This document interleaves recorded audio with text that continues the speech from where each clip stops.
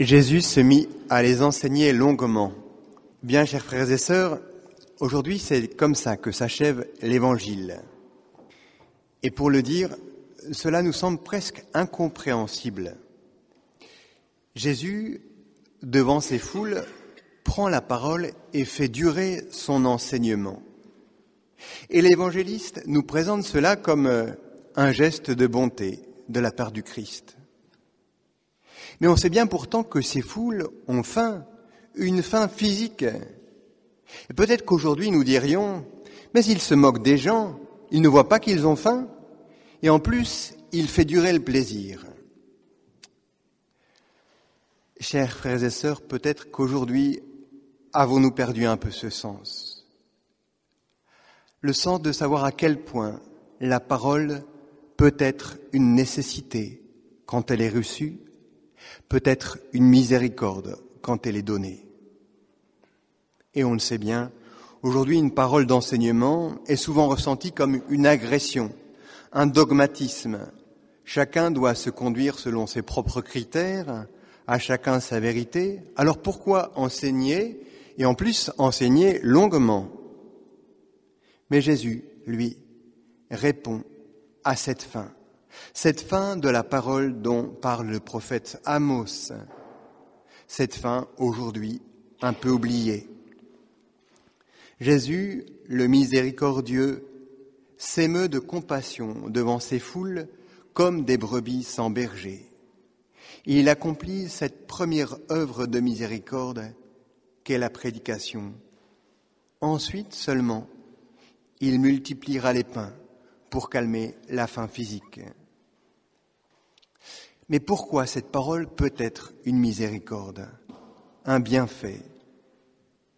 Parce que vivre sans la vérité que donne la parole, c'est vivre sans la lumière, c'est être dans la nuit et ne pas savoir où l'on va comme des brebis sans berger qui peuvent aller au précipice. Jésus enseigne, et lorsqu'il enseigne, il donne le vrai visage de toute chose. Sans cette parole, sans cette vérité qui libère, nous restons captifs du mensonge, du démon, de cet antiverbe, comme l'appelle Jean-Paul II, qui de toute chose donne une interprétation fausse. Jésus enseigne et nous comprenons qui est Dieu, non le rival de l'homme, comme le démon veut nous le faire croire, mais un Père. Jésus enseigne et nous comprenons qui nous sommes, nous comprenons notre histoire. Chaque événement est permis ou voulu par Dieu, non pas pour que la vie nous écrase, mais pour qu'à travers tout cela, nous puissions poursuivre notre croissance jusqu'à la plénitude de l'amour. Mais sans l'enseignement de Jésus, tout cela nous échappe. Notre vie, lorsqu'elle est semée de souffrance, devient un non-sens qui mène au suicide. Jésus parle et il nous fait échapper à la plus terrible des pauvretés, la pauvreté de sens. Alors c'est vraiment une miséricorde extraordinaire que celle de cette parole du Christ. Et le premier chrétien en était émerveillé. Avant le Christ, une très petite élite, celle des philosophes, et au prix de bien des efforts, de bien des ascèses, de bien des réflexions, pouvait accéder à quelques bribes de vérités éparses, et finalement bien décevantes, mais qui faisaient d'eux des privilégiés. Avec le Christ, la bonne nouvelle est pour tous. Les vérités les plus sublimes, les plus extraordinaires, les plus consolantes, ce qui n'est pas monté au cœur de l'homme, comme dit saint Paul, voilà que tout cela nous est donné gratuitement, immédiatement et à tous, à l'esclave comme à l'homme libre, à l'enfant qui aura sa foi d'enfant, à l'adulte avec sa foi d'adulte, à l'homme et à la femme, à l'intellectuel comme à celui qui passe son temps dans l'atelier. Car la vérité éclaire tout homme venant en ce monde, parce que la vérité est une personne, et une personne qui nous aime. une personne qui nous aime. Quand le père Thomas Philippe, cofondateur de l'Arche avec Jean Vanier, enseignait à Trolly, il enseignait aussi très longuement pendant ses homélies. Et quelques animateurs lui dirent « Père Thomas, faites plus bref ». Et Père Thomas, avec l'humilité qu'il avait, il obéit immédiatement. Et il raccourcit donc ses prédications. Mais au bout de quelques jours, des personnes handicapées vinrent le trouver et lui dire « Père Thomas, tu ne nous aimes plus, tu parles court ». Elles avaient discerné qu'à travers les paroles, il y avait non seulement le sens, mais aussi l'amour. Voilà aussi ce que ces foules à qui Jésus enseigne aujourd'hui ont pressenti. Voilà pourquoi elles restent suspendues à ses lèvres.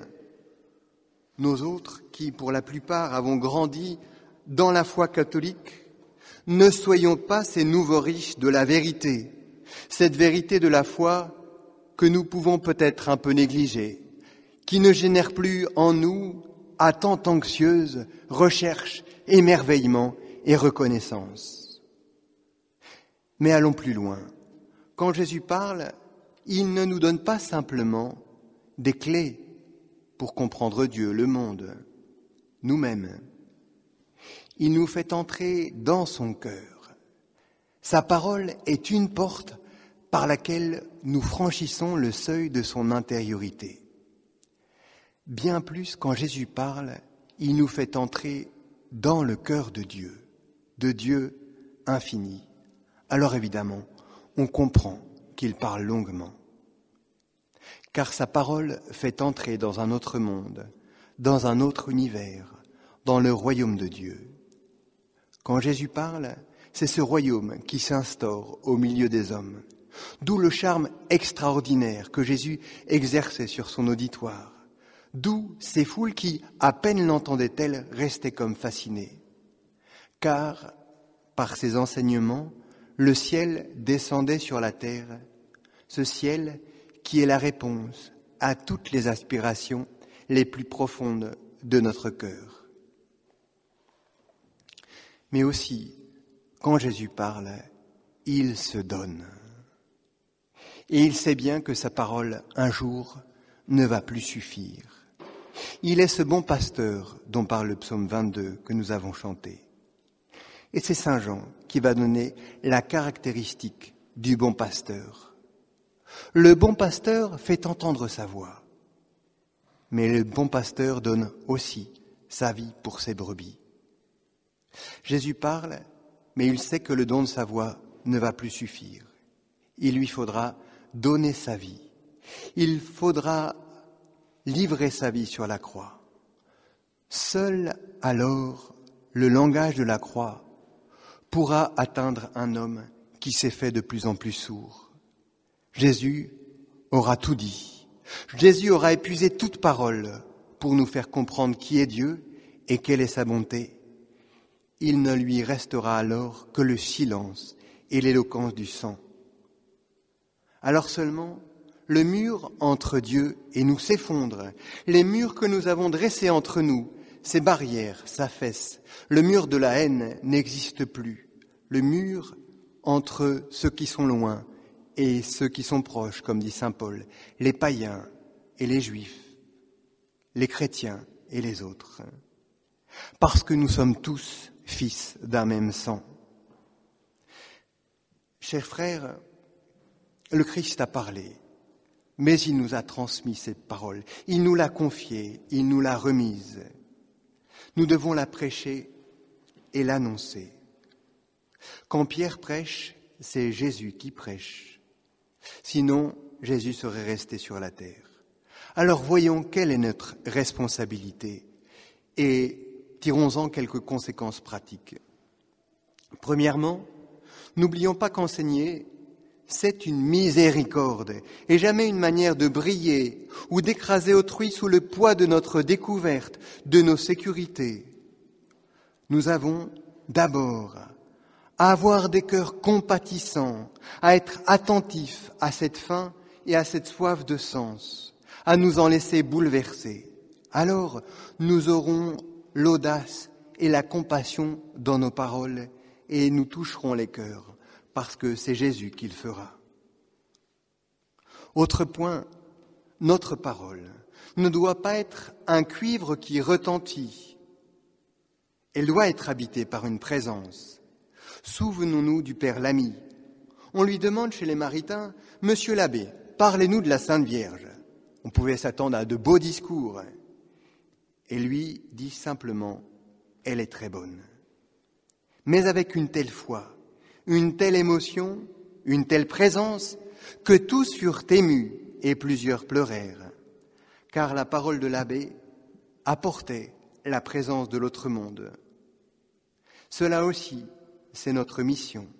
Cela aussi suppose une vie perpétuellement unie à Dieu dans la prière, le sacrifice et la charité joyeuse. Enfin, il nous faut imiter le Christ, pasteur, que nous soyons prêtres ou religieux au premier chef, bien sûr, mais évidemment que nous sommes laïcs aussi. Imiter le Christ, pasteur qui donne sa vie. C'est le don de notre vie qui parlera en définitive, qui scellera du sceau de l'authenticité ce que nous pouvons dire. Un journaliste allemand, agnostique, fut profondément ému de la dernière apparition de Jean-Paul II le jour de Pâques 2005. Ce jour-là, aucune parole, aucune bénédiction ne sortit de ses lèvres. Et ce journaliste commentait, car c'était lui la parole, c'était lui la bénédiction. Puissions-nous, nous aussi, chers frères et sœurs, avec l'aide de Marie, devenir parole, devenir bénédiction pour notre monde. Amen.